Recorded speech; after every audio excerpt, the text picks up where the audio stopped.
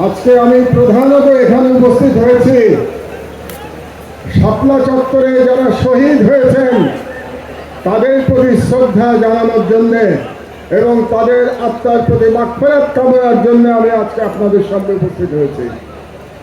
সেই সঙ্গে আমি জুলাই বিপ্লবের শহীদদেরও শ্রদ্ধাভরে স্মরণ করছি।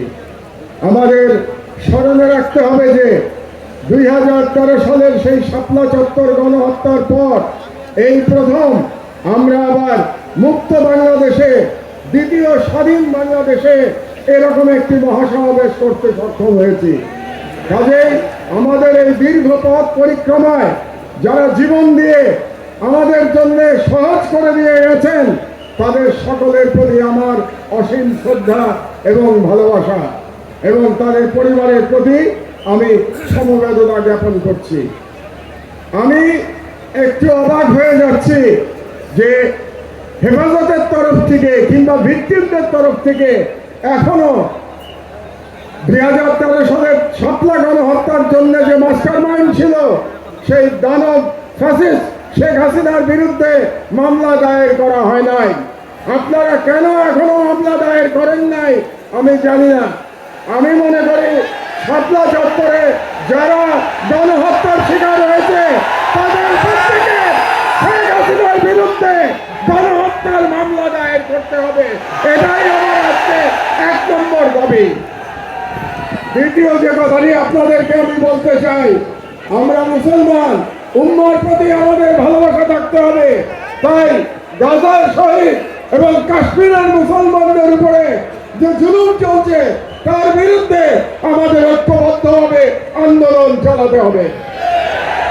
3 নম্বর কথা আমি বলতে চাই, আমার বক্তব্য দীর্ঘায়িত করব না। এখানে অনেক ওলামায়ে একরামরা আছেন যারা মূল্যবান বক্তব্য দেবেন। আপনারা নারী নীতি নিয়ে প্রশ্ন তুলেছেন।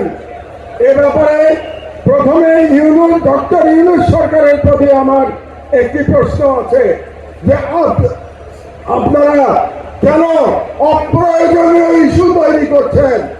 নারী কমিশন করবার জন্য জুলাই বিপ্লবের তরুণেরা জীবন দেয় নাই। তারা জীবন দিয়েছিল বাংলাদেশকে ফ্যাসিবাদ মুক্ত করবার জন্য, বাংলাদেশ থেকে ভারতীয় অর্থসম্পদ মুক্ত করবার জন্য। কাজেই আপনারা সরকারে বসেছেন যাতে করে বাংলাদেশে আর ফ্যাসিবাদ ফিরে আসতে না পারে। আপনাদের দায়িত্ব শুধুমাত্র সেই সংস্কারগুলি করা যে সংস্কারের মাধ্যমে বাংলাদেশে ফ্যাসিবাদের পুনরুত্থানের পথ আমরা বন্ধ করতে পারবো। কাজেই ডক্টর ইউনূস সরকারের প্রতি আমার বাংলাদেশের একজন প্রবীণ নাগরিক হিসেবে পরামর্শ থাকবে, আপনারা অপ্রয়োজনীয় ইস্যু তৈরি করবেন না। এবং আমরা দেখতে পেয়েছি আপনারা অনেকগুলো অপ্রয়োজনীয় সংস্কার কমিশন করেছেন। এই সমস্ত সংস্কার কমিশনের কোনো প্রয়োজন ছিল না। আপনারা রাষ্ট্রের সম্পদ এবং সময় নষ্ট করছেন। আমার অনুরোধ, এই সমস্ত কমিশন আপনারা বাতিল করে দেন। এই সমস্ত কমিশনের কোনো প্রয়োজন নাই।